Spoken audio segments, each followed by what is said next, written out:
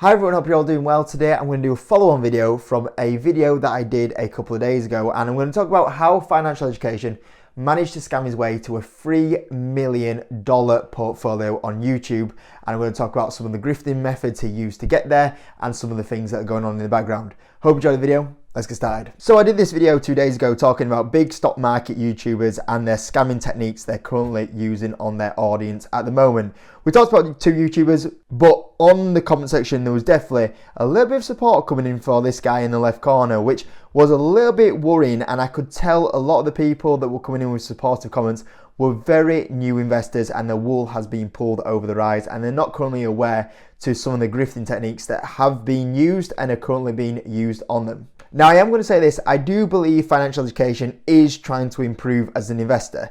I believe he has got a better investor since 2022, but there's still definitely room for improvement. But I do believe his priority is still to make money from his audience rather than giving good information to his audience. So I think that's the big priority, is that I think that for him, he got a little bit greedy when it came to making money off his audience. And that's what we're going to speak about today. Now, first of all, how does someone like a scammer, a grifter, come across as someone that you should be listening to? Well, the first thing is a good way to sucker in new viewers or new people into the stock market is that you're talking about stock market content and you come on with a Ferrari at the start of the video, or you talk about owning a Ferrari, or well, what is actually a second-hand Ferrari, but we'll skip past that one. If you're coming up with a Ferrari at the start of your video, you're thinking, well, this guy's got a little bit of money. He's made it from stock market. You're not straight away, people don't connect the dots, is that this Ferrari is probably paid for by his YouTube views, sponsorships, people paying for private courses that cost $1,000 each time. A lot of people that when they see this straight away are assuming that this is from the stock market rather than actually from the content that he produces, which is the first thing you got to realize. That's why when you see some of these grifting adverts come on YouTube about, hey, join my $1,000 stock market day trading course, when you see these Greg Sucker adverts come on at the start, he's always on his private island or his expensive holiday or his big house. They do it to try and suck you in. So that's the first sales tactic that, for example, a lot of these grifters do use. Now, the next thing is that a lot of people have been suckered in because people are thinking, well, he's had a good year this year. Well, I think everybody's had a good year this year. If you've not had a good year in the stock market this year, I don't know what you're doing. You know, the S&P alone is up 22%. So many individual stocks are up a lot. So it's not hard to be up this year. So a lot of people look at the gains from a 12-month period and go, wow, this guy's a genius. But realistically, a rising tide lifts all boats. The big thing is to see when we start hitting a struggling market, what happens to a lot of stocks here. And the other thing that someone like this uses to try and sucker people in is that they'll post a portfolio, and I notice every video it's either a Tesla screenshot or it's a Elf Beauty screenshot and like, hey, look at me, I'm up so much. It's never the stocks that are down.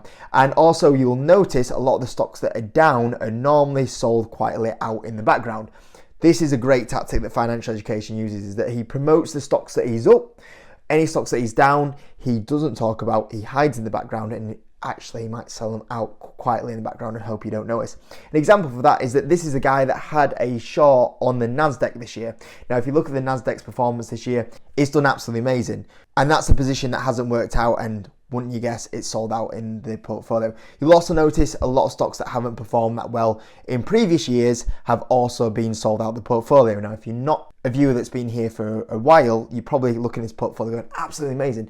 But this is a guy that has had a lot of losses, and then what he does is that he sells the losses out the background and hope that you look at all the green stuff and go, hey, look at how much I'm up. Now, this is a guy that promotes Elf Beauty at the start of his video, for example, and goes, hey, look, I've got this stock that's up 2,000%. Well, when you actually start digging in to this guy that promotes like, hey, look, I'm a genius, look at these stocks that I've picked, they're doing really well. He's only really had 2 stocks that have been really majorly successful, and one of them is Elf Beauty that he uses all the time.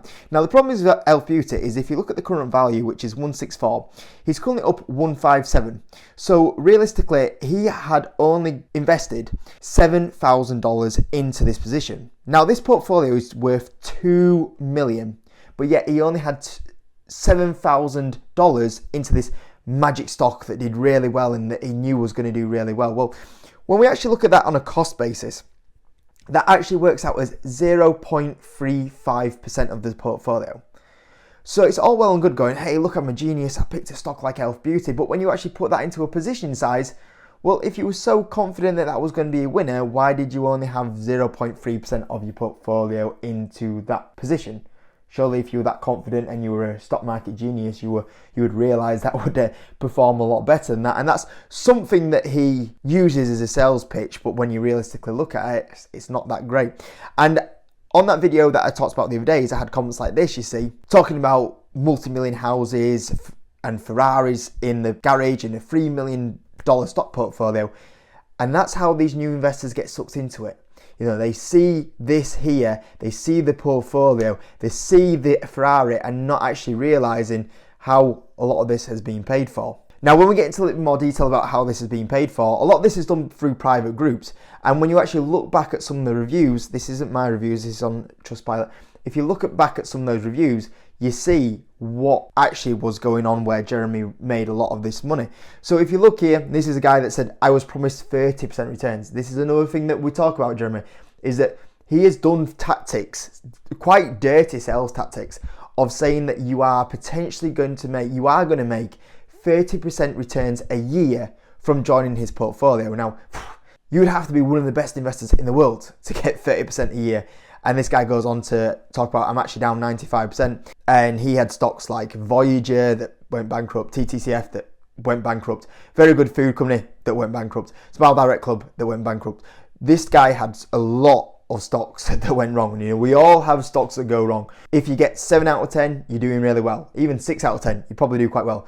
But we're talking about a guy that has a terrible track record. And you can see that he talks about, this guy on this review here talks about they charge the amount of dollars that you have. So you've got to apply for the private group. They ask you how much your portfolio is worth. And then depending on what they get from you, like, oh, my portfolio is worth 100 grand, is how much they will charge you on your net worth on how much it is to join the group, which once again, we see about the dirty sales tactics that are used. And we're seeing that the mention here of groups costing $1,500 a year to join. We've got another one here talking about the group once again. And a common theme is that what we have here is a long-term investor turned into a money whore. That is 100% what it is. This is what it is with this guy, is that I don't 100% think he's a terrible investor, or maybe he's not a bad person. I don't know. What I would say is that he's just a greedy person that wants to make a lot of money. I think that's what it comes down into financial education. He doesn't have the best interest in your favor. So when we look at this 2 million stock market portfolio, is how did he get there? Because realistically, only a year ago, this was a guy that had a investment in TCF, which I'll be honest with you, I had an investment in there as well. Difference to me is that I sold out a lot of my position when I saw it going wrong. This guy continued to keep buying it and buying it and buying it. And not only did that happen, he actually made it over 50% of his portfolio, and he lost $1 million on this position. So when you're supposed to be an experienced investor, there's no way you put 50% of your net value into an unprofitable business. You just don't do it. A unprofitable business should be less than 3% of your portfolio. So how did he lose $1 million but then get back up to $2 million, as we can see here in the portfolio? And also during this time frame, there was other stocks that were taken for big losses, where the likes of Honest Stock that we saw earlier in the review, that one was absolutely got slaughtered, which I actually made a video talking about not to invest in Honest Stock. We also had Smile Direct Club that we saw earlier that was a big bust, and I actually made a video 3 years ago saying that don't buy Smile Direct Club. There was a video about very good food company, and he used to own that one, and once again that went bankrupt, which I made a video on 3 years ago saying this was actually the worst stock that I have ever seen during that time frame. So how did he go from losing over $1 million in TCF and other positions, and now how is he back up to $2 million in the portfolio? Well, these are the tactics that this guy does use. So for example, FTX.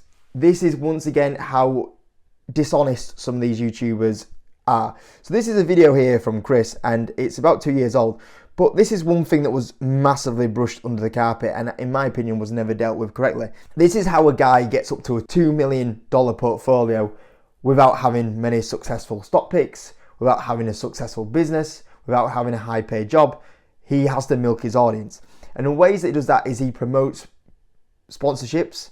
And people said to me in the last video that I did the other day, saying like, well, Jacob, you do sponsorships in your video, like you're just the same as these guys. Well, I said, no, because all the sponsorships I use in my videos are either platforms that I use myself, I pay for myself, and even if I used to use them all before affiliate links. These are platforms that I have used, paid for, and used myself.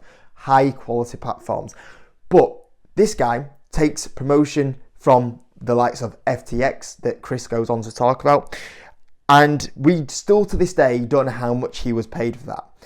I think the amount is somewhere around $100,000 that he was paid to promote this. And obviously FTX was a platform that went bankrupt, and Financial Education took a big amount of money, promoted a platform that went bankrupt, and never even apologized to his users. This is the kind of tactics that this guy uses to get his money up. The other thing that we see is that from these reviews here, we have people that are paying for $1,000 courses, $1,500 courses, the Patreon as well. So this guy here is making a lot from his money from people signing up for courses that obviously they're not getting good information from. And the YouTube channel itself, I reckon the YouTube channel itself would be around about 200 grand. So you have these sponsorships for 100 grand. You have the YouTube channel that I would say is over 200 grand that's probably bringing him in. The other thing is the courses. Now, just to put into example, let's say that we have a course that's going for $1,000. If there is 500 people that sign up to this course, and I reckon there probably is 500 people, I would argue the case, there's probably even more than 500 people. And when you're taking the courses, the sponsorships, the Patreon that he has as well, I'm doing quite conservative numbers here, but let's say 500 people sign up for that. That's £500,000.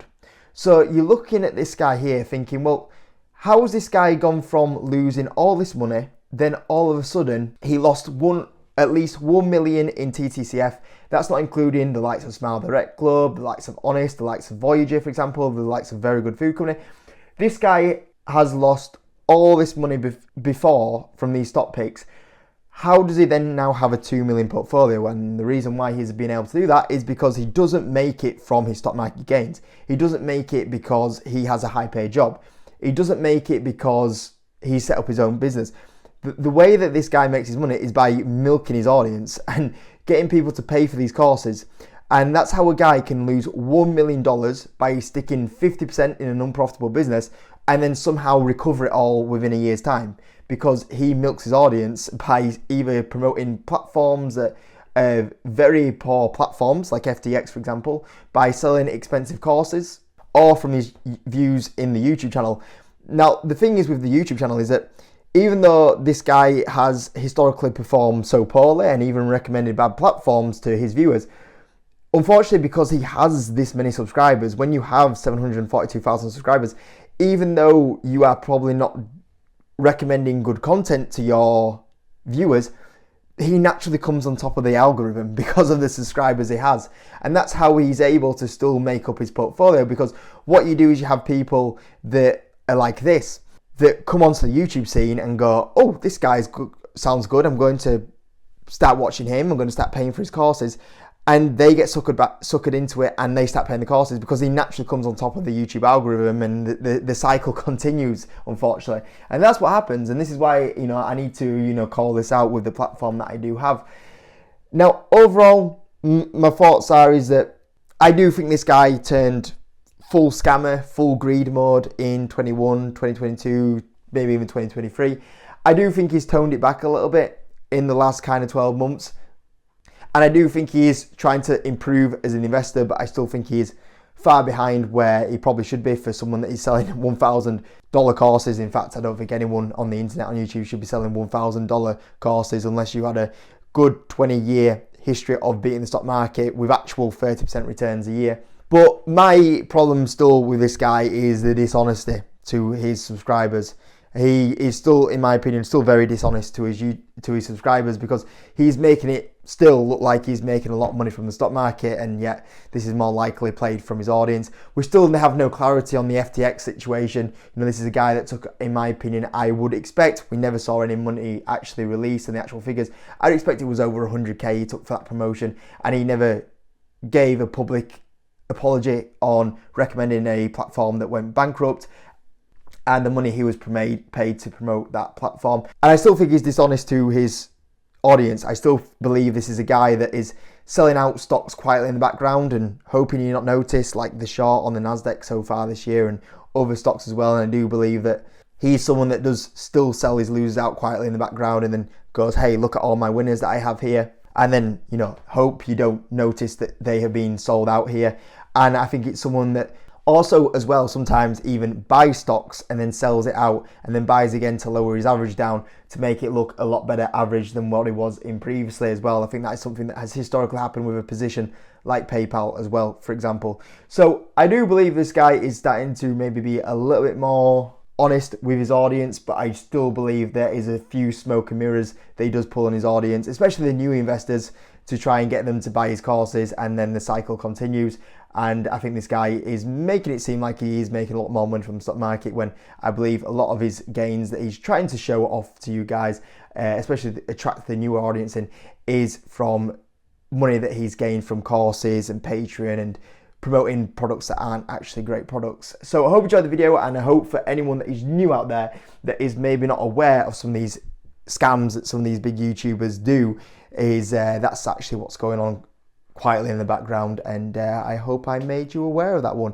Hope you enjoyed the video, guys. I'll see you in a bit.